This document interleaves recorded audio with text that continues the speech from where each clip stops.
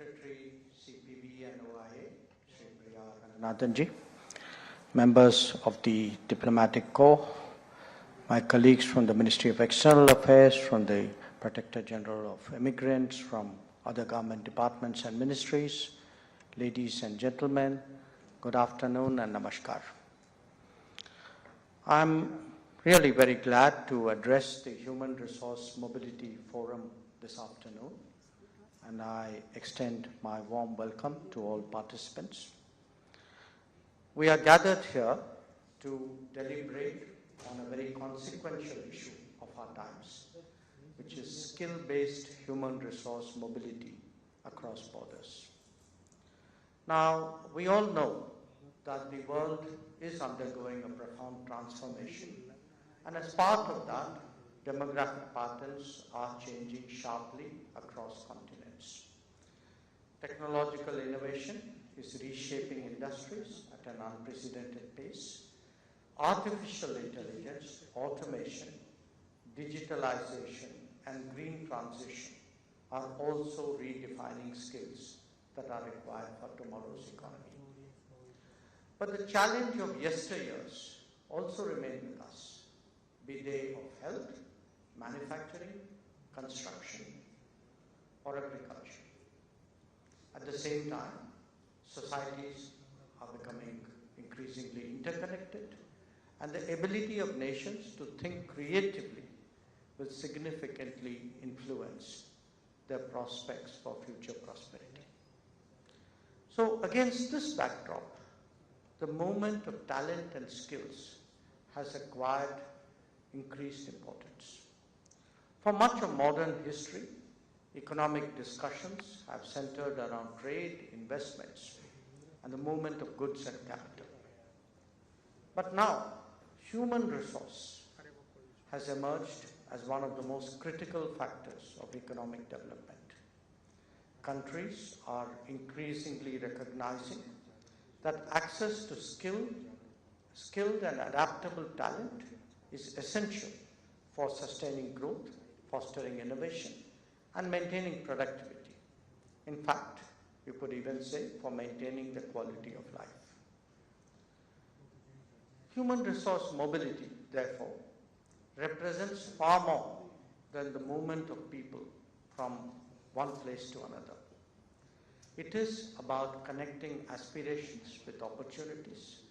It is about linking talent with demand. It is about creating pathways through which individuals can contribute to economic progress. And this is the bottom line. It is both economic growth and social well-being that we are talking about. Now, India's vision for mobility is not limited to facilitating overseas employment opportunities. We, in fact, view mobility as a very important pillar of international cooperation. These partnerships are based on mutual benefit, shared responsibility, and long-term sustainability. When managed effectively, such partnerships create value for the source countries, for the destination countries, for employers, for workers, for communities. We also recognize the need for bilateral collaborations in ensuring safe, orderly, and legal migration. As on date, India has signed 28 migration and mobility partnership agreements, or their equivalents, with 26 countries, and several others are currently under negotiation.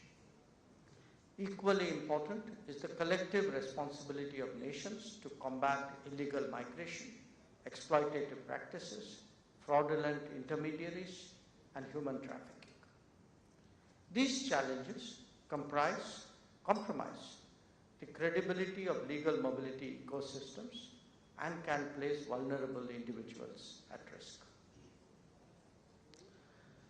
One key pillar which has brought about a transformation in the governance of migration has been the use of digital systems and tools. Just 2 years back, we had launched eMigrate version 2 platform, with better functionalities and services, creating a safer, more transparent and legal structure for mobility. India's commitment to safe and legal mobility is reflected in the eMigrate platform, and since its inception, more than 50 lakh, that is 5 million immigration clearances have been issued. This digital ecosystem has become a global example of leveraging technology to protect migrant workers while facilitating mobility. As we now look towards the future, several emerging trends deserve our attention. Advances in artificial intelligence and automation are expected to transform labor markets across many geographies and many sectors. While some occupations may undergo significant change, entirely new categories of employment will also emerge. The green economy will create demands for new skills and capabilities. But as I said, the orthodox demands also continue. Healthcare and caregiving services will become especially important with aging populations. So the silver economy is as important as the tech one. These developments require governments, industry, educational institutions, and international organizations to work much closely than they have ever done before. We must develop mechanisms that anticipate future workforce requirements. We must strengthen systems that support continuous learning and skill adaptation. We must also facilitate greater recognition of qualifications and competencies across jurisdictions. Above all, we must ensure that workers are prepared not just for today's opportunities, but also for the demands of tomorrow.